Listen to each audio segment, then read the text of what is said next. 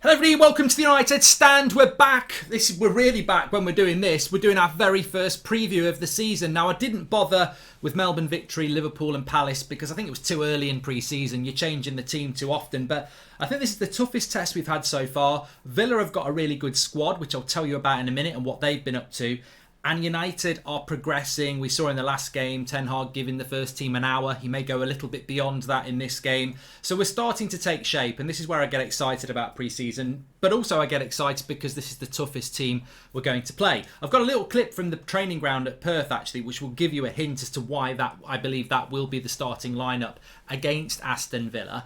But yeah, I'm looking forward to the game because Villa, I suppose the first thing to say, actually, let's just go through Villa's team. So Villa played Leeds in a competitive game last weekend. They won 1-0. They played, I think it was Brisbane Roar. Is that the right name? And they beat them 1-0. They were a bit off the pace in that game, but their starting 11 in that game was Martinez, Cash, Chambers, their new centre-back Carlos. They've got McGinn, Kamara and Coutinho in the midfield three, and then Leon Bailey, Ings and Traore as the front three. But on the bench they had people like Ramsey, who was very impressive against us last year.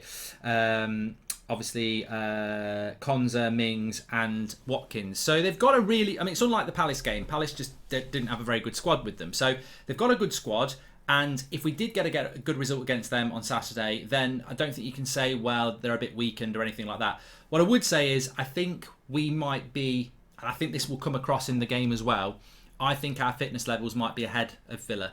Simply because Ten Hag's been working them very, very hard because we were so far behind last year. I get the feeling that our fitness levels are on a different level to everybody else at the moment, and that might come across. But that's what I think we'll do. Before we talk about the game and how I think it will go and the importance of the game, let me just play you this clip which will back up that lineup there. So this is from the open training session this morning in Perth, and from this we can establish the starting lineup against Aston Villa at the weekend. In the non-bibs is the first team, and in the orange bibs is the reserves. So in the non-bibs you've got De Gea in goal, Dalot, Lindelof, Maguire, Shaw, Fred, Donny, McTominay not training, Bruno, and then the front three of Sancho, Martial and Rashford. In the reserves, in the orange bibs, you've got Heaton in goal, Wan-Bissaka, Varane, Bailly, Malacia. Then it's a bit weird in the midfield because I think you've got Tellez, Savage, Garner, and then you've got a front three of Chong, Mabry and Alanga. Yellow bibs are predominantly the youth players, people like Ahmad and Iqbal and Ethan Laird, and basically what they're doing is they're playing against each other, and then the yellow bibs, they basically operate for the attacking team, so they can be involved with either side in this. So interesting, essentially. Varane is back in training, no McTominay, so we'd expect to see Donny van der Beek playing, but it looks like he's going to persist with this Maguire-Lindelof pairing, which at this stage, 2 weeks out from the start of the season, whether you agree with it or not, and I find it very difficult to drop a four-time Champions League winner and World Cup winner in Varane, but those fitness issues may be a concern. Looks like it'll be Maguire and Lindelof for the start of the season. Obviously, Martinez could come in and take Lindelof's place. So, got a bit of audio feedback there. So that, interesting, good from Ryan and Adam down in Perth. And look, I do agree that this is the team that looks like it's going to play against Villa. And I also agree that this is the team that's in possession of the shirt for the game against Brighton. You can talk about Ronaldo, you can talk about De Jong, we can talk about Varane, we can talk about everything. And I certainly think Lisandro Martinez probably does come into that team where Lindelof is. And where does Christian Eriksen figure in that? But as of right now, we're playing Villa on Saturday, and basically 2 weeks later by one day, because we play on a Sunday against Brighton, we're starting the season. Martinez and Eriksen won't even train with the team for another few days after that. So these players are in possession of the shirts. Now, look, Varane, to me, I said it in the clip itself, we expect Maguire to start the season. He's the captain and he's in possession of the shirt. So the way managers tend to work is that he probably will start. I think Lisandro Martinez will probably take Lindelof out, and I think that's probably a good thing. So Varane probably will be on the bench, but there's no doubt that there's fitness concerns about Varane anyway. And that's probably why he's not starting the game against Villa, because even there's no, you might think it's okay to play Maguire ahead of Varane on the right side of centre back, but you play Varane next to Maguire instead of Lindelof. So there's clearly still fitness issues there, and I think these are going to be the issues that ultimately keep him out of the team and keep Maguire in the team. So we'll have to watch how that develops. The midfield's interesting. McTominay wasn't training. Apparently he was back at the hotel doing some fitness work. That brings into it a very interesting point that I hoped that against Crystal Palace that was a tactical pre-planned idea from Ten Hag to take McTominay off at half-time and bring Donny on. It looks a little bit more like McTominay picked up a knock and that's why Donny came on a little bit early, which is a positive and a negative. The positive is he came on and transformed the game because it was 1-0 at half-time, then it was 3-0 15 minutes later. And the team played a lot better with Donny in it instead of McTominay, just like it'd play a lot better with De Jong in it or Eriksen in it. So the positive is that if Donny should start anyway, regardless of injury to McTominay, I don't think anybody would say that McTominay should be starting ahead of Donny anyway, because Donny played better than him in the Palace game. If he's injured, Donny will start, but he should start anyway, like I say. And possession of the shirt is exactly what I'm talking about.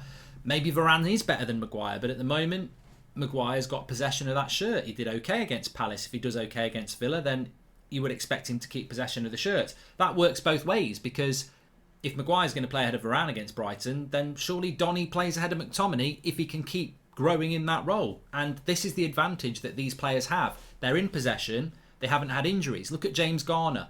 All right, he's back now, but we're going back from Perth to the UK straight after this game. He's not going to start and he'll probably get 20 minutes. The opportunity has passed him by, and it's a shame because injury, not being signed in time, these things can have a big impact on your career and on your pre-season. So those players that have been on this tour have not done themselves any harm, of course, but somebody like Donny van de Beek against an opposition like Villa, if he has a good game, it really starts to pose questions, and it really starts to pose those questions about McTominay. So there is some advantages there, and as we know, in the front three with Martial, Rashford and Sancho, they don't really have any competition anyway, but they've grabbed that opportunity. I suppose left back's interesting. Malacia was speaking literally today, I think the interview came out, how he likes playing as an inverted fullback, and he was used to doing that at Feyenoord, so he's very used to that system. Is he more used to this system than Luke Shaw? I do think Luke Shaw will start because he didn't play at all, did he, against Palace? But that's an interesting battle as well.